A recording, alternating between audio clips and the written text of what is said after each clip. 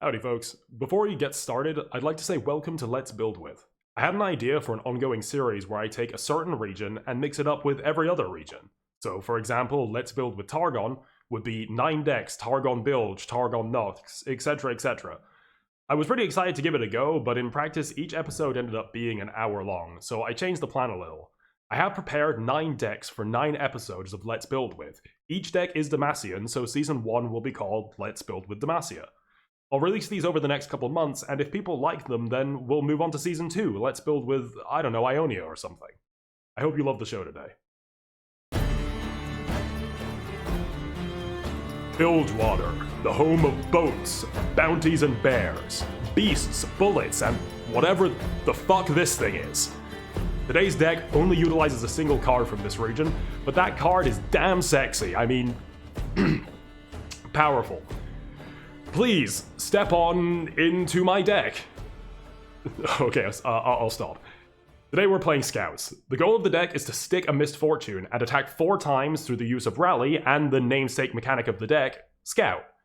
When the combo line fails, the deck falls back onto being a powerful mid-range list. Let's get right into the gameplay. First game is against Tarek J4 combat combo. Opening hand looks like this. First draw is a Relentless Pursuit that we will have in our hand all game, by the way. Opponent drops Ibex on 1, and we draw our 1-drop on turn 2 because it is the optimal play. Opponent drops War Chefs, we drop our 1-drop, and opponent raw dogs us for 6. Going into 3, we use our float to summon Valor. Opponent passes, so we Brightsteel him up. We go into resolve the board a little, and opponent allows it and plays some dude, I forget his name. With no mana remaining, he takes the L on the Ibex. Another excellent draw, and another War Chef from the opponent. We drop Bannerman, and opponent grabs Protector. We block like this, and opponent discards a card to make our blocks better. Thanks, opponent. Appreciate it. Into 5, and we're really starting to hurt for draws that don't suck, so we drop Bird, he drops Tarek, and we banner up the Bannerman.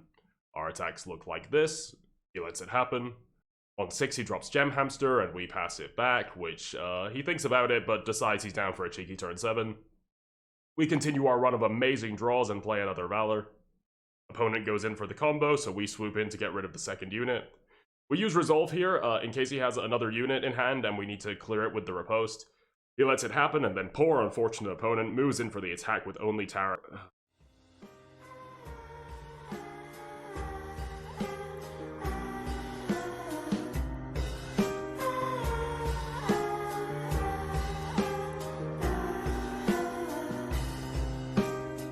Yeah, okay.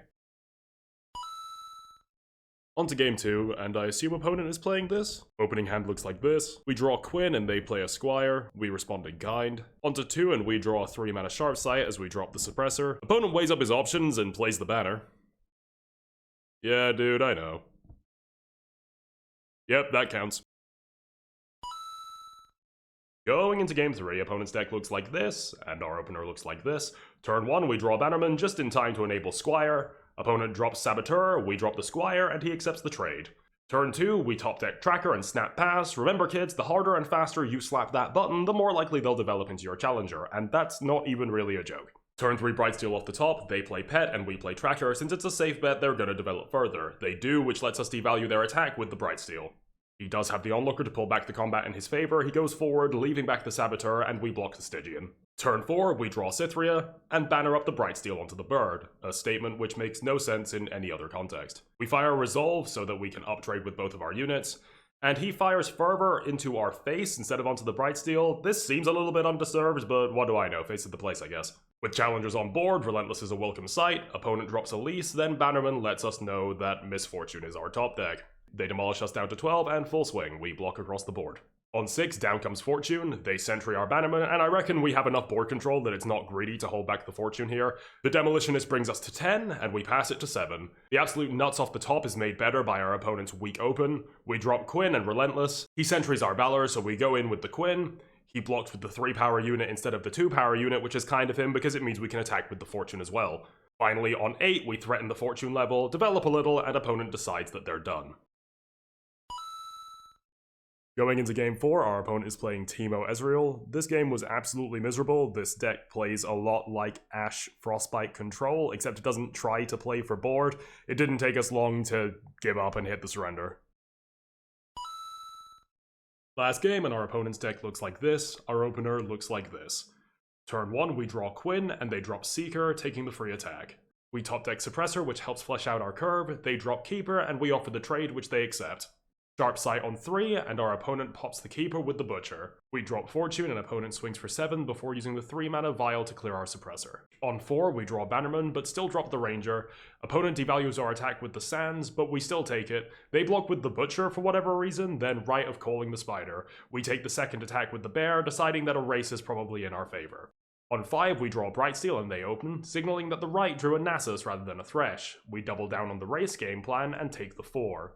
We drop a Bannerman, they Vial MF, and then leech the Spider before dropping another Seeker and another Butcher. On to 6, we draw Riposte and play the Quinn, opponent plays their Nasus and we attack in on the leech. They butcher their Butcher, threatening a Nasus level if we attack again. We do some quick maths and take the risk on the full swing, figuring they'll probably block the Fortune. Fortune levels, absolutely bringing an end to my frame rate, and they take the bait, giving us the cheeky trade with the Sharp Sight. On to 7, we draw another Sharp Sight, and they play another Nasus. We drop Brightsteel so that we don't lose a unit if they attack, but he doesn't attack for whatever reason, so we drop MF. On 8, we're completely at the mercy of Atrocity here, but we played the best we could.